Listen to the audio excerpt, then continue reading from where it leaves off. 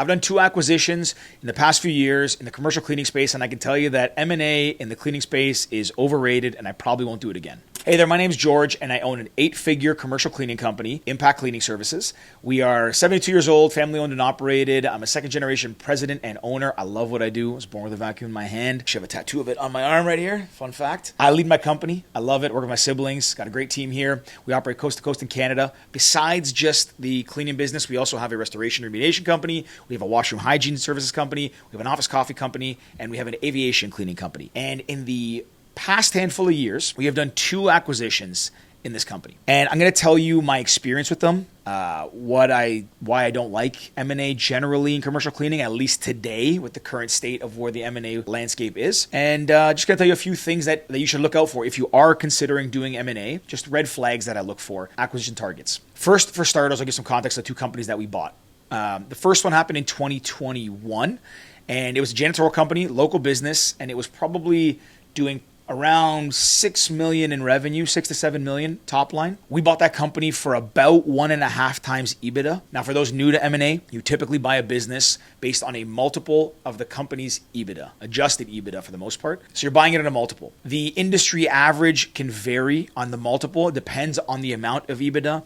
But for argument's sake, to make this video simple, we're going to say most cleaning companies sell between 3 and 5 times EBITDA. I've talked to a lot of people that are peers. I've talked to a lot of private equity firms, a lot of strategics, competitors, and that's kind of the range most fall in. Don't get me wrong, there's companies that will pay 6, 7, 8 times, but typically you have to be doing a lot more EBITDA, larger. It has to be strategic. You might be in a specialized service. So again, for the purpose of this video, we're going to assume the industry average between 3 and 5 times EBITDA. So that first company that we bought, we acquired it at 1.5 times EBITDA. Everybody I've told believes that's a steal. I believe it's a steal, and I can't take any credit for it. My brother actually led that deal. It was brought to us by our bank. Find yourself a good bank and you won't have to source any deals. But it's brought to us by our bank, and it kind of fell into our lap. And at the time, we had not done an acquisition, I think, since like the 90s. So it was my first foray into it, my brother's as well. And again, because it's not something that we do. We typically don't like M&A in this space. But anyways, fell into our lap, got it for a good multiple, and now we're, 5 years later, we have retained the majority of the business. There's only 1 employee of the 6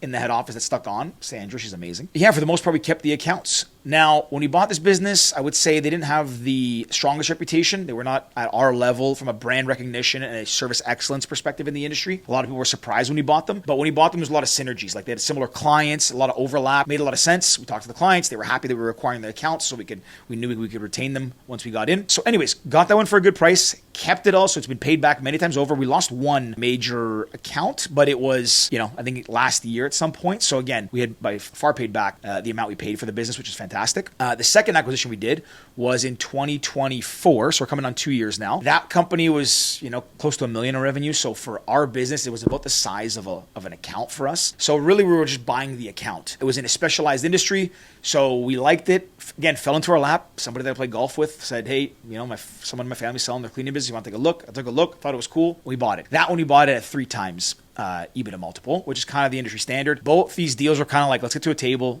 let's have a conversation, let's make it fair for everybody, handshake deal, let's move on. Is that the right way to do it? Not necessarily, but that's how we did it. And again, it's worked out. Commercial cleaning is the original SaaS business. It is service as a service. And you can just cancel anytime. I've never seen a cleaning contract that does not have a 30-day exit clause. I think every contract has it, to be honest, if you're not already month to month. If you're going to buy a company at 3 times EBITDA, in theory, what that means is going to take you 3 years to pay that back. Annual EBITDA, you're paying 3 times that. So by year 3, all goes well, company stays the same, doesn't grow, you don't get more efficient, everything stays equal, you pay it back in 3 years. In the cleaning business, if a contract has a 30-day exit clause, you buy a company. If that person doesn't like that color hat you're wearing, or the way you talk, or they just really like that other company, and the only reason they were working with that company is because the owner and the people, and now they're gone, that contract is gone. There is no stickiness. It's very hard to keep contracts from not leaving you. You really have no control. You're buying it and hoping that you can do everything you can quickly to get in front of those clients, make them believe that you're a better partner or the similar or a better partner. And you're hoping that owner is incentivized and smart enough to know that they have to keep those clients with you as well because maybe there's an earnout. But again, 30-day exit just means that there's so much risk. I should also caveat, like, I'm not an expert in M&A. I'm not a private equity person. It's not like I've done dozens of them and done a bunch of roll-ups, but this is my view on it. And I think that there's that 30-day exit on any contract makes it very scary to spend millions of dollars buying a business when all of it can be gone tomorrow. So that's why I'm hesitant to do acquisitions. But I'll tell you that if I was going to do acquisitions, these are the things that I would look for right away to disqualify an acquisition target. It's easy to get excited. I know a lot of people that do M&A, trying to do M&A, are just like, it's a very shiny, sexy thing to do. It's cool. Look at me, I'm deploying capital, buying a business. Don't get me wrong, I felt that way when we were buying a company. Like, you feel like a deal maker. It makes you, it's exciting. It's different. It's not like quoting a cleaning contract. You're like, wow, I'm evaluating a company. Look at me. I'm like trying to find all these nuances, and then I'm going to spend this money, and then I'm going to drive efficiency. Like, you get excited by it. It's inevitable. Again, I did too, but I learned quickly that it's not all that it's drummed up to be. So now when things come across our desk, we'll still look at things. Even though I'm hesitant to do acquisition, we'll still look at stuff. We had stuff, stuff comes in all the time. But my first instinct is not to say, wow, this is exciting. Look at this $17 million company that I could buy and grow my business by that much tomorrow by spending some capital. Whenever something comes across my desk, the first thing I do is spend a good hour looking at what is BS in here, what can I poke holes in, what is a red flag, and I make that list first. I look at all the reasons why this can fail, or why I think it'll fail, or why I think it's a turd, and then I'll go from there. I don't look at any of the pros and get excited by the revenue or the EBIT or any of that before I look at the red flags. So I'm going to give you my list of red flags here. So if you're looking to do M&A, you're trying to buy a cleaning company, these are things that you should look for right away, and if you see them, they should probably give you some hesitation before you look into jumping into bed and buying this company. So first one, anything over 3 times EBITDA. Now, a lot of bankers, private equity people, and just maybe anyone else will say that that's kind of a narrow view and you're limiting yourself. I don't care. I'm not paying a 7 times multiple for, again, a company that you can lose the contract in 30 days. But even if you ignore that 30-day cancellation, most cleaning contracts, like enterprise level accounts, commercial real estate, institutional stuff, you're typically signing 3-year deals with option years. So you might have a 3-year +1. The most I've seen is 7 years, and this is one of the biggest property manager firms that I know, like talking like AAA class properties. But most do like a 3-year and then option years. So I'm, even ignore the fact that there's 30-day cancellation, I'm not paying more than 3 times EBITDA at the most. That's our ceiling. So if you're selling your company and you want more than 3 times, don't call me. So that's generally our ceiling on what we'll pay. Looking at the adjusted EBITDA, it's funny. Like Warren Buffett talks about it. My dad's actually in the same school of thought. Like EBITDA is kind of like a fugazi thing. It's kind of made up.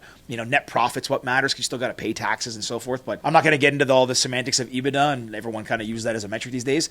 But there's EBITDA and there's adjusted EBITDA. Adjusted EBITDA is when the seller has opportunities to put all their add backs in. So, if you have discretionary spending, if you buy cars, if you have your daughter from university on the payroll, like everything that you're spending that you otherwise would not have spent if it wasn't your business, and you clean the books up, that's where you come to the adjusted EBITDA. And most sellers will sell their business not on the regular EBITDA that they showed in the books. They'll do it on the adjusted EBITDA. Now, there are reasons why people like those two things. I won't get into that stuff. It's more tax related and so forth. But when you're looking at adjusted EBITDA, take a deep, hard look at it and ask a ton of questions, because sometimes they may be adding things back in that you actually will need to spend.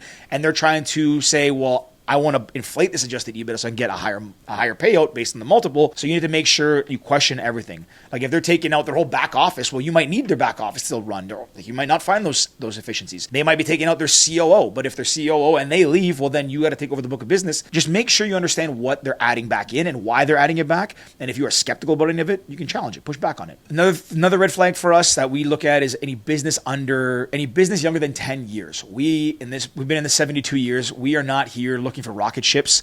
We like slow, steady, strong, but slow, steady, and strong compounded annual growth. One of my metrics that I value and I view a company as being great in this industry is 15% compounded annual growth. If a company is less than 10 years old and took off like a rocket ship and went from 0 to 10 million in a handful of years, and they're looking now to exit, I would be a little wary. Like, rocket ships go up fast, but they can also come crashing down pretty quickly. So make sure if you're buying a young business, you're doing even more diligence on it and making sure you're doing a stress test on the quality of earnings, on the client base, and so forth. Because it's easy to grow fast. You can buy accounts. You can do a lot to grow your revenue quickly, but it matters how long you can keep that revenue. In this business, lifetime gross profit is more valuable than fast growth. Seller tries to avoid signing a non-compete. This one is one of the funniest ones, and I've just heard so many stories about sellers trying to avoid this. You're buying someone's business. You're dealing with the owner. Pretend I'm the owner. You're trying to buy my business. Most buyers will put a non-compete in with that owner for, 3 years, 5 years, whatever the term that they want to have in. And it'll be like you can't start a cleaning business in this area over this period of time. If the buyer, if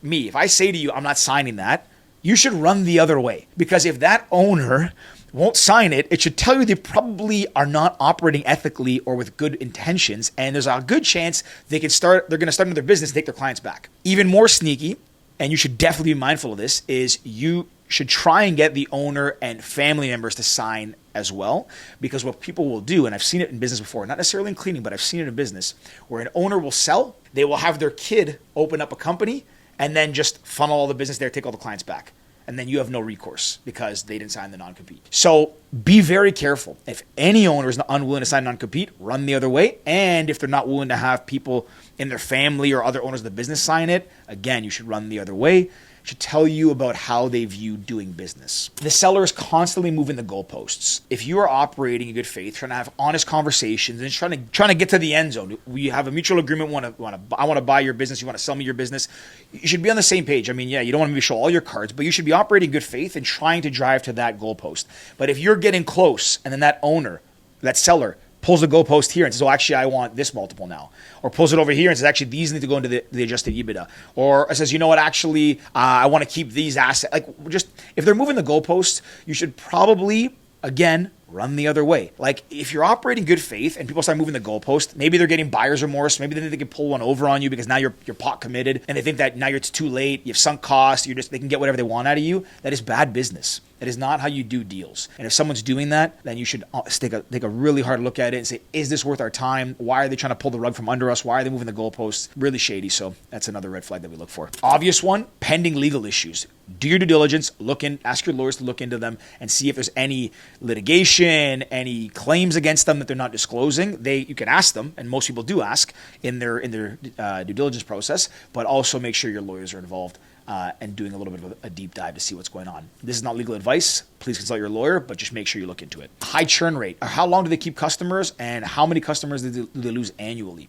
If a business is losing 20% of their customers year over year, think about how much new business you need to bring in to maintain that revenue year over year. And if someone's losing 20% year over year, the quick math is that you will have lost all your customers in 5 years, which means you need to keep bringing in top of funnel, bringing in new deals to maintain that. So if somebody has a high churn rate, it should be a red flag because you're going to have to do a lot of work to maintain that revenue. And when you're buying a company and you're paying a multiple on EBITDA, you want to pay something that you know is going to be steady and consistent and produce that cash flow so you can pay that company back. If you're constantly having to work to keep growing the top line and the bottom line, not great. Declining year-over-year revenue. I don't know if this is common because I think most people who are selling their business, I guess my understanding is they spend a handful of years preparing to sell the business. Like nobody says, they wake up today and they say, I'm going to sell my business tomorrow. At least no business really worth buying. Most people plan ahead for tax purposes, to make the business look good, to get those adjusted earnings back in and all that stuff. So when they present the business for sale, it looks nice and shiny, like a beautiful little snowflake. So if you're seeing declining revenue year over year leading into the sale, that should probably be a big red flag because, again, most owners are trying to pump the company up to make it look great going into a sale. So declining revenue, big concern. And if you're going to buy it, you can still buy a declining business, but you should make sure your EBITDA multiple is reflective of what that revenue is doing. If their revenue is going down, you're not paying 5 times EBITDA, so they need to adjust accordingly. Customer concentration. This is a big one. I've learned a lesson in this the hard way, but we'll save that story for another day. Customer concentration is not always a deal breaker, but it should be a big red flag. If 50% never mind. Most people say if 20% or more of the revenue comes from one customer, that can be a concern. If 50% or more comes from one customer, you should be very, very careful because you could buy that business for 3 times EBITDA. That customer leaves, well, you just paid 6 times EBITDA. Your multiple just doubled because you lost 50% of the revenue, so you paid a lot more money. Customer concentration, not always a red flag because you might be buying a company that is a specialized service and is very sticky with one or a handful of particular customers and industries. But again, be very careful with companies when you're buying them that are over-indexed on a small subset of customers. The last one is weak cash flow or working capital or bad receivables. This should be a big red flag. One of the biggest metrics in my company that we look for is cash conversion cycle, is how fast, the delta between when we're paying cash out and when we're getting cash in. That can mean invoicing, that can mean accounts receivable, that can mean paying contractors and vendors, just all that time.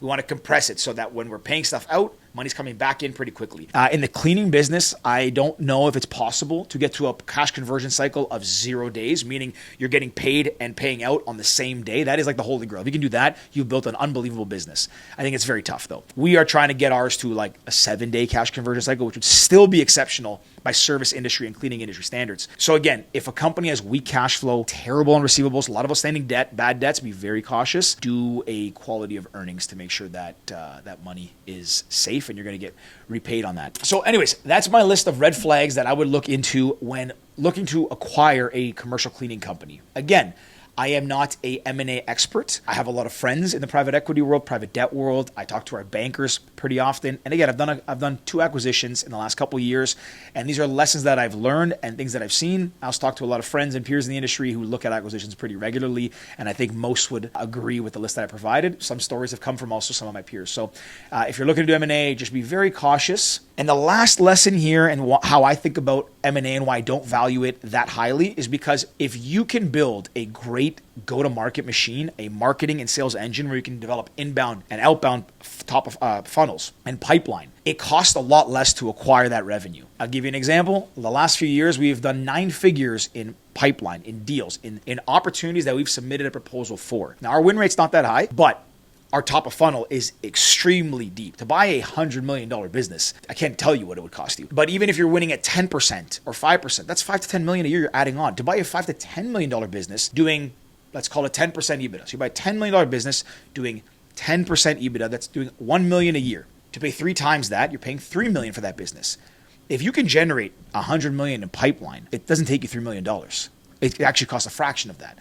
So I view the cost of capital, the deployment of capital, to be much better served in sourcing our own deals, chasing down and building our own pipeline, rather than buying someone else's business, again, that has higher churn, more risks, and so forth. So that's how I view M&A and why I don't value it as highly anymore. So anyways, be mindful. Good luck out there. If you enjoyed this video, please make sure to like, subscribe, leave a comment, share it with your friends.